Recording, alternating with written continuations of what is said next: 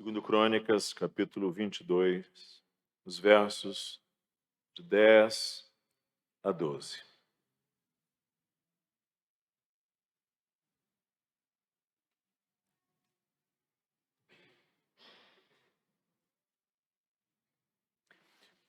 Vendo Atalia, mãe de Acasias, que seu filho era morto, levantou-se e destruiu toda a descendência real da casa de Judá.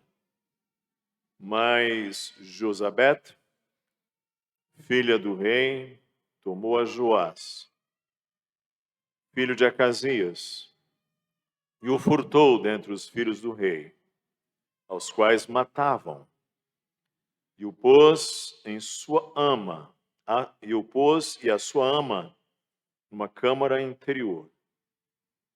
Assim, Josabete, filha do rei Jorão, mulher do sacerdote Joiada, irmã de Acasias, o escondeu de Atalias e não foi morto. Joás esteve com eles 6 anos na casa de Deus, e Atalia reinou no país. Uma palavra antes de examinarmos esse texto. O azeite de oliva é um alimento milenar. Acho que todos aqui conhecem o azeite. E o nome oliveira, oliva, tem origem em óleo, a palavra óleo. E a oliveira é alguma coisa muito antiga. Há fósseis de oliveiras e há pinturas em cavernas de oliveiras muitíssimo antigas. A oliveira é citada na Bíblia em várias passagens, tanto a árvore como seus frutos. A primeira vez é por ocasião do estágio final do dilúvio, quando a pomba que Noé soltou voltou, trazendo no bico uma folha nova de oliveira. E o texto conclui que foi assim que Noé entendeu que as águas tinham minguado de sobre a terra. A oliveira necessita de muito tempo para crescer. Muito tempo. Mas, uma vez crescida, ela pode viver centenas de anos. A longevidade das oliveiras é algo proverbial. Só para que vocês tenham ideia, estima-se que algumas das oliveiras presentes em Israel tenham mais de 2.500 anos. 2.500 anos, uma árvore.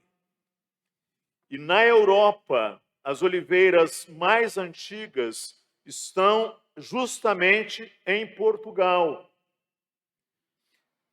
Só para que você tenha uma ideia, na região metropolitana de Lisboa, há uma oliveira certificada cuja idade estimada é de 2.850 anos.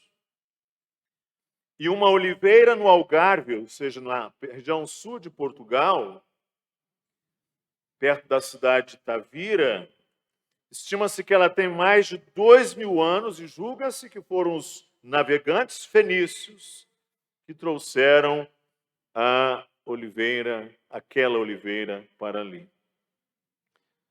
A oliveira tem raízes poderosas, raízes compridas, que podem, às vezes, chegar a uma profundidade de 6 metros.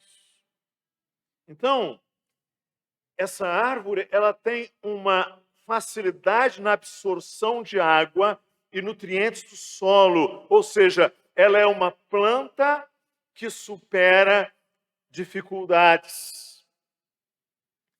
Por isso, um ditado muito conhecido é que a oliveira tem que sentir que ela está ameaçada para que ela produza os seus frutos. E há várias razões para isso. Porque ela é uma planta que se fortalece na dificuldade. As oliveiras em olivais, elas precisam ser podadas para que elas se mantenham pequenas, de forma que, podada, a árvore se sente ameaçada e a colheita de azeitonas, que é um fruto amargo, é facilitada. Na Bíblia, Israel é comparado à oliveira em diversos lugares. Israel, povo de Deus, é comparado à oliveira muitas vezes. E na palavra de hoje eu quero trazer a você 3 pontos. A oliveira ameaçada. Segundo, a oliveira podada e cuidada. Terceiro, a oliveira dá o seu bom fruto. Primeiro, a oliveira ameaçada. Estamos aqui nesse texto.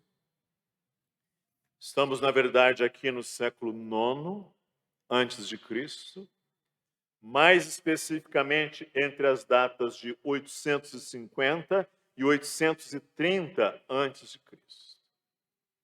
É a época do reino dividido, da monarquia de Israel dividida.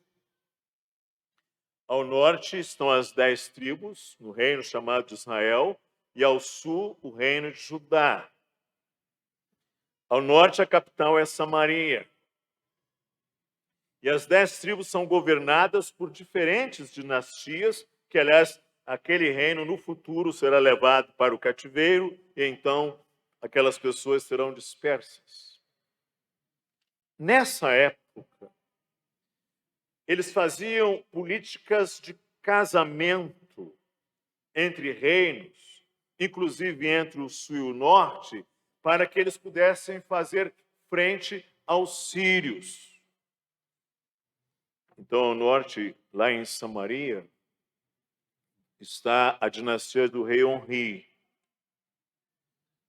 opulenta, em meio à pobreza.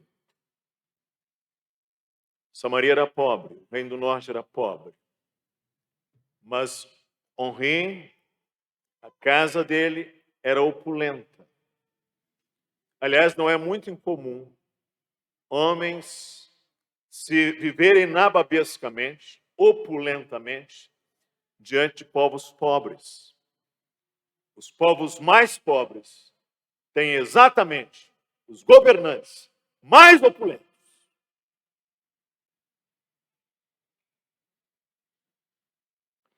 E ali a dinastia de Onri tem ele o filho Acabe, e ele casa Acabe com a princesa fenícia pagã chamada Jezabel. E Jezabel era cruel, manipuladora, autoritária e muitíssimo idólatra. Essa era a época dos profetas Elias e Eliseu, que fizeram o seu ministério ali no reino do norte. Mas no reino do sul, cuja capital era Jerusalém, o último rei piedoso da linhagem de Davi fora Josafá. E depois dele as coisas ficaram muito más. Porque os reis de Judá, ali do sul, se aproximaram com a casa de Acabe. O filho de Josafá, rei de Judá, casa-se com a filha de Acabe, cujo nome é Ataliá, mas não vamos chamar aqui no nosso português de Atalia.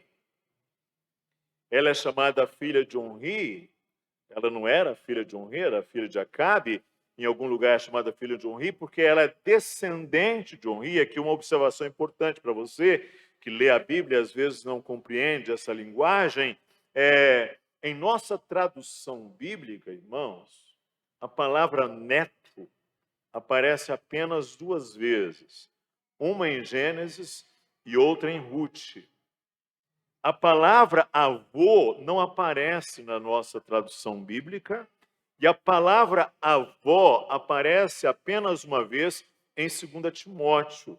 Isso porque na Bíblia o neto é chamado filho, ou filho do filho, ou descendente. E o avô é chamado pai e a avó é chamada mãe. Então, Atalia, filha de Acabe, do seu avô Onri, casou-se com o rei Jorão, num casamento que tinha por fim os conflitos, ali por fim aos conflitos, e conseguir uma espécie de união dinástica. Então agora você tem uma grande tragédia. A linhagem de Davi se casa com a família de Acabe e Jezabel. Isso é uma tragédia. O filho do rei davídico Jorão e da princesa pagã Ataliá foi o rei Acasias. E Atalia foi a última representante da dinastia de Onri, pois toda a família de Acabe foi dizimada por um homem chamado Jeú. E assim como sua mãe, essa mulher chamada Atalia, ela tinha mania de grandeza. Ela tinha um desejo compulsivo por domínio e poder. E quando o seu filho, o rei Acasias, foi morto, Atalia foi rainha regente durante 6 anos.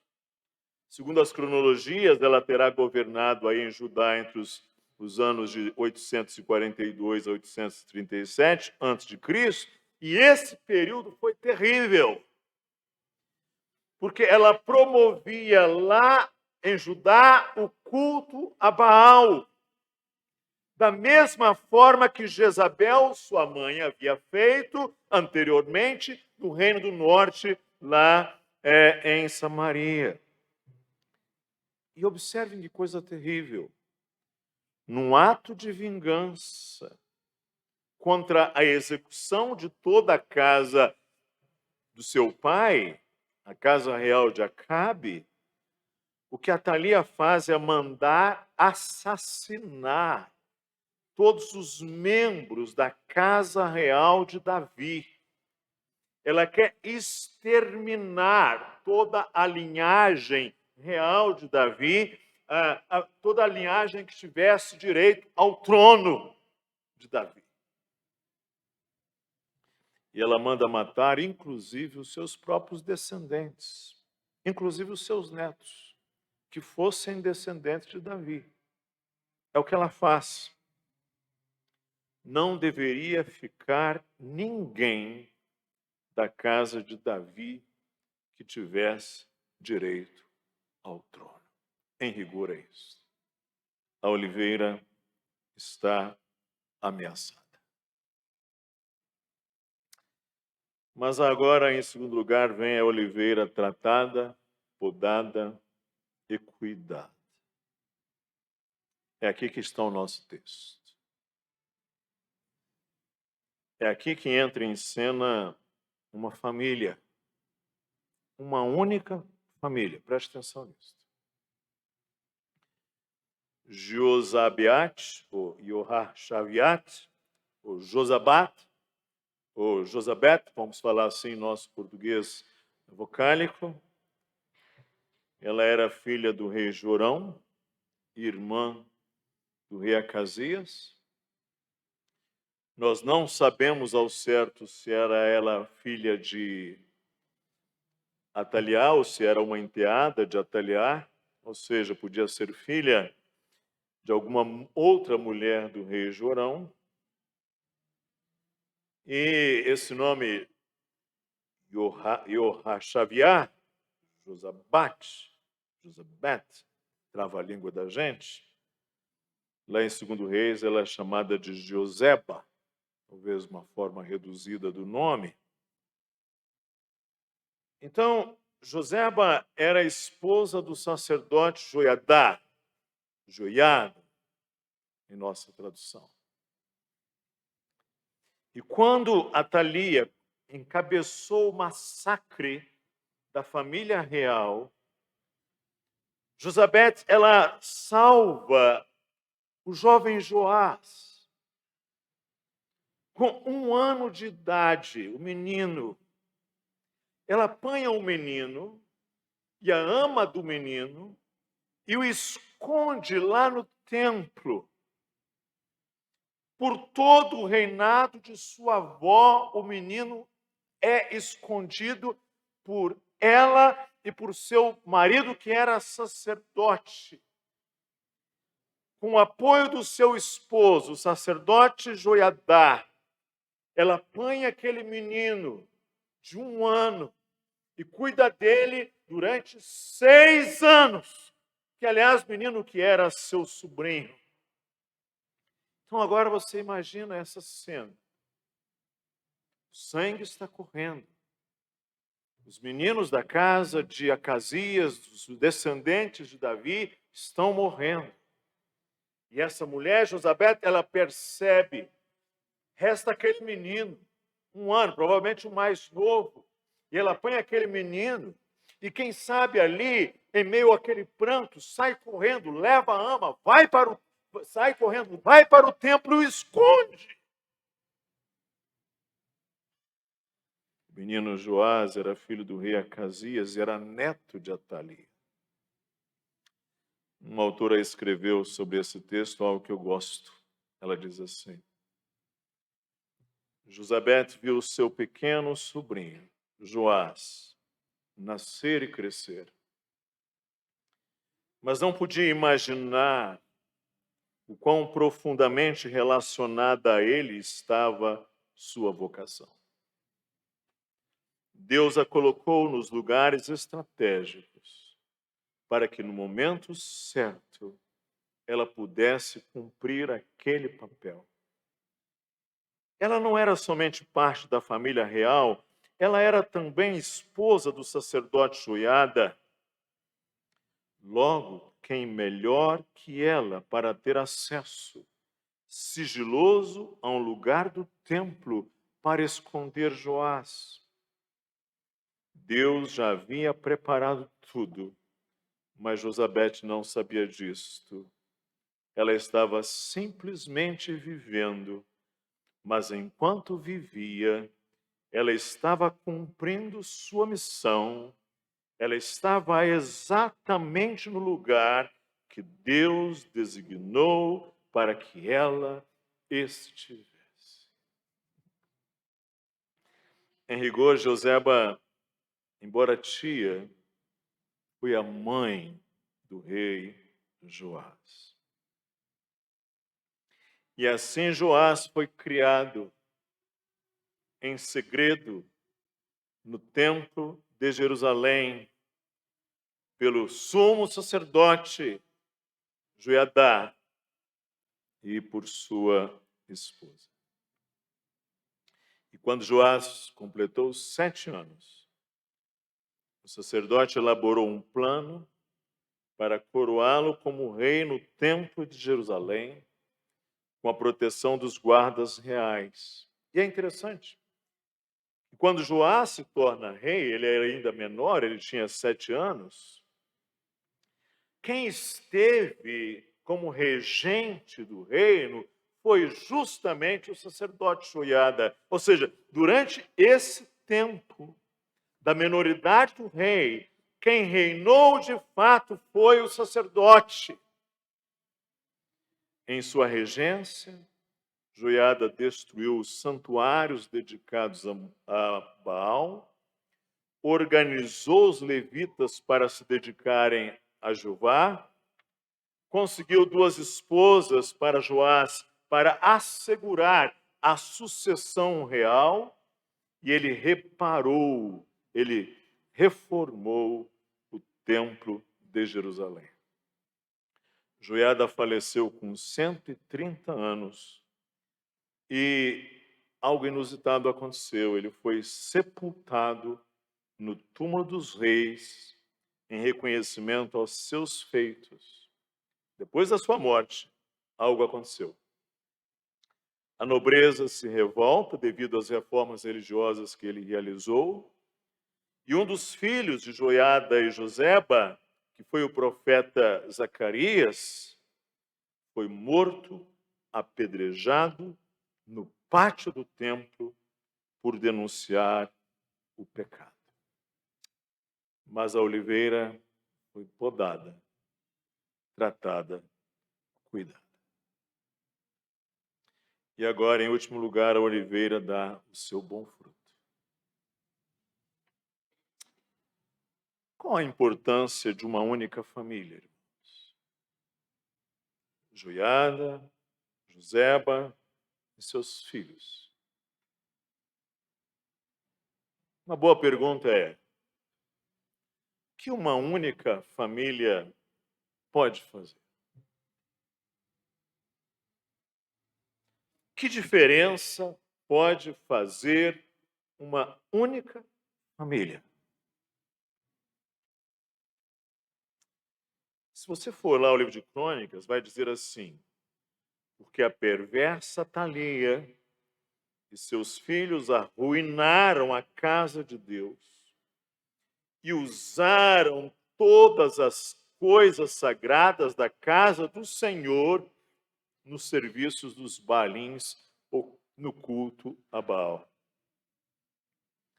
Era assim o tempo quando Josabete, ela entrou ali para pegar aquela criança e preservá-la. Quando o menino completou 7 anos, então trouxeram para fora o filho do rei, puseram-lhe a coroa, entregaram-lhe o livro do testemunho e o constituíram rei. Joiada e seus filhos o ungiram e gritaram: Viva o rei! E o texto de Crônicas diz aqui, capítulo 23, o capítulo seguinte, que Joiada fez aliança entre si mesmo, o povo e o rei, para serem eles o povo do Senhor. Diz que entregou Joiada a superintendência da casa do Senhor nas mãos dos sacerdotes levitas, a quem Davi designara para o encargo da casa do Senhor, para oferecerem os holocaustos do Senhor, como está escrito na lei de Moisés, com alegria e com canto, segundo a instituição de Davi.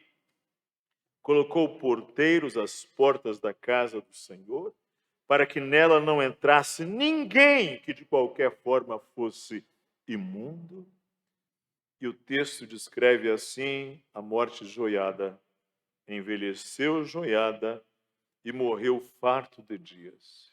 Eu gosto muito dessa expressão, que também se fala para Jó, não é? Fulano morreu farto de dias. Não é? Morreu de velho, não é, gente? É bom ouvir uma coisa dessa, não é? Extraordinário. E aí diz o texto: sepultaram-no na cidade de Davi com os reis, porque tinha feito bem em Israel e para com Deus e a sua casa. Sabe, gente, vamos pensar aqui um pouquinho sobre a relação entre promessa, fé e responsabilidade. Por que Deus não destruiu o reino de Judá? Porque mesmo tendo este reino caído no paganismo introduzido por Atalia, Deus não destruiu o reino de Judá. Porque Deus não permitiu que um único descendente de Davi, com direito ao trono, fosse morto.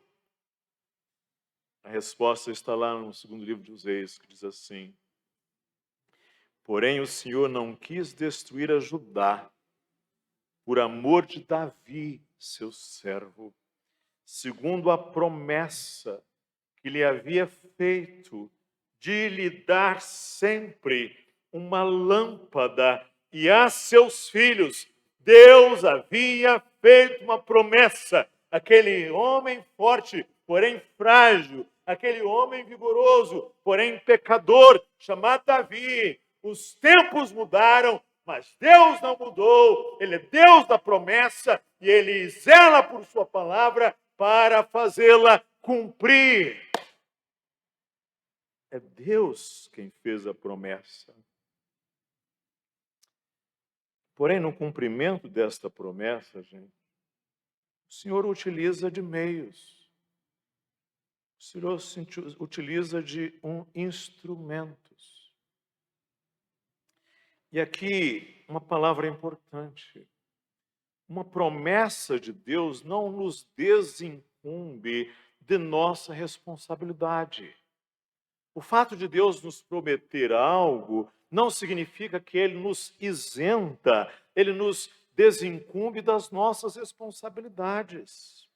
Isso é diferente daquele ensino chamado sinergismo, em que imagina que sem a cooperação do homem, as coisas de Deus não funcionam, isso é errado, não é? E nós não cremos nisso, nós cremos que tudo é pela graça, mas isso não diminui em nada a nossa responsabilidade. Deus diz o que nós devemos fazer, por sua vontade declarada, que nós devemos fazer. Deus fez uma promessa a Abraão: sai da tua terra, da tua parentela, para uma terra que eu vou te mostrar, eu vou te dar aquela terra por herança. Deus fez a promessa, mas Abraão precisou erguer o seu acampamento, levantar os seus pastores, empurrar o seu gado, a sua esposa, com seu sobrinho Ló e família, e partir. O fato de nós termos uma promessa não significa que nós vamos descansar da nossa responsabilidade. O apóstolo aos Tessalonicenses diz que a evidência da nossa eleição é uma fé operosa, uma fé que opera, uma fé que trabalha.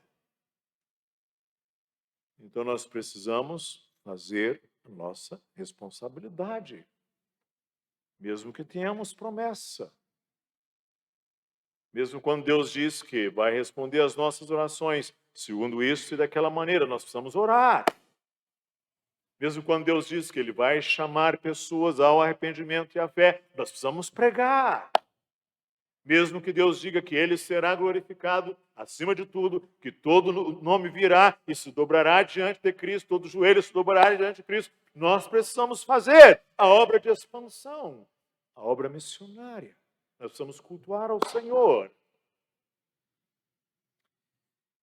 Mas aqui eu queria fazer algumas palavrinhas. Como é importante a fé alcançar a nossa família, não é, irmãos? Como é importante. Que coisa extraordinária é uma família que a fé alcança. Isso é extraordinário, gente. A gente não é capaz de avaliar o tipo de impacto que isso pode ter na vida de pessoas. E sabe-se lá na vida de quantas pessoas. Eu poderia testemunhar isso a partir da nossa própria família, da minha família. Como é importante a fé alcançar a nossa família.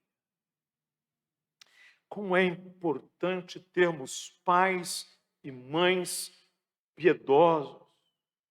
Isso pode mudar o destino, isso pode reorientar a história, isso pode se desdobrar em bem-aventuranças, gente. Como é importante uma linhagem de fé. Eu preciso dizer que a gente não crê porque os nossos pais creram, mas eu preciso dizer que há uma grande probabilidade de que a fé ensinada aos filhos também abençoe aos filhos dos filhos. Como é importante uma linhagem de fé. Israel mostra isso. Esse capítulo mostra assim, a palavra de Deus mostra isso. Ou seja, homens e mulheres que vão ensinando aos seus filhos a fé em Cristo. Trago duas considerações. A crucial importância de uma única família na história da redenção. Esta é uma única família. Josabete, Joseba, Joiada, seus filhos, entre eles o profeta Zacarias, que foi apedrejado. Eles mudam o curso. E Deus abençoa isto.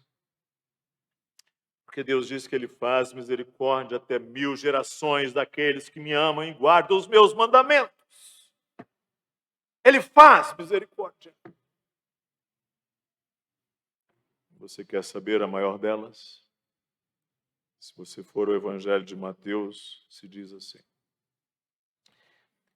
E Asa gerou a Josafá, e Josafá gerou a Jorão, e Jorão gerou a Uzias, e Uzias gerou a Jotão, e Jotão gerou a Acás, e Acás gerou a Ezequias. São todos reis. Não está o nome de Joás aqui, nem de outros, porque aqui em Mateus você tem apenas 14 pontos, né? 14 gerações, é como se fossem as pontas, não é? De uma cordilheira, né? As serras mais destacadas de uma cordilheira. Todo mundo tem um pai e uma mãe, ou pelo menos 2 progenitores. Você tem aqui 2 progenitores. Você sabe quantos ancestrais diretos você tem ou teve em 15 gerações? 15. Sabe? Eu vou trazer para você essa informação. Somente 15º avós, você tem 65.472 pelo lado de seu pai. E pelo lado de sua mãe, você tem de igual parte 65.472 15º avós.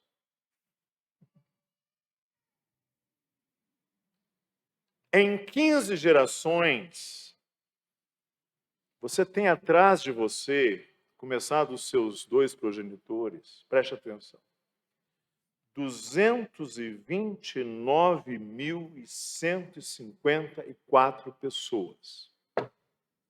229.154 pessoas. Eu estou dizendo isso em linha direta. Pai, mãe. Ok? Nós não estamos contando aqui linhas colaterais, como irmãos, tios e primos. Quase 230 mil é muito maior do que muitas cidades. E agora você imagina o que tem atrás de você? Nesses 230 mil em 15 gerações. Você acha que todos foram gente muito boa? Hein? Talvez você se descubra com coisas assustadoras. Talvez você se descubra com casos absurdos. Eu gosto de história de família e sei de alguns. A importância da graça. Em 15 gerações, Jesus Cristo tinha quase 230 mil pessoas em linha direta atrás dele.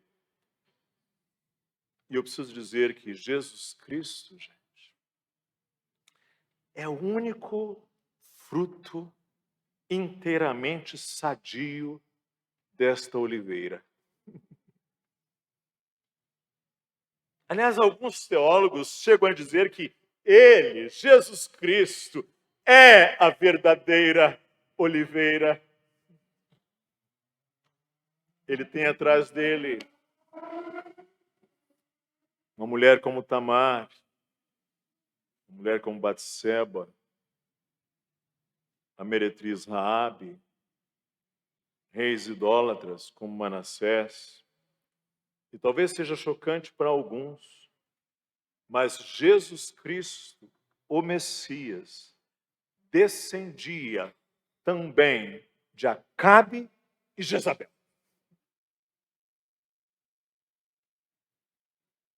Jesus Cristo descendia desta mulher maligna, chamada Atalia, e da outra, Jezabel. Jesus Cristo descendia do menino Joás, que com 1 ano de idade foi preservado pela família de seus tios e guardado no templo.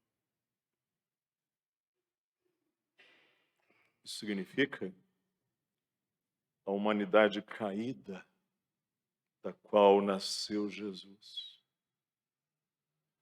Por isso se diz lá que ele veio para salvar o seu povo de seus pecados. Por isso que o nome dele é esse, Yeshua, Jesus, Josué. Jeová é quem salva. Senhor é quem salva.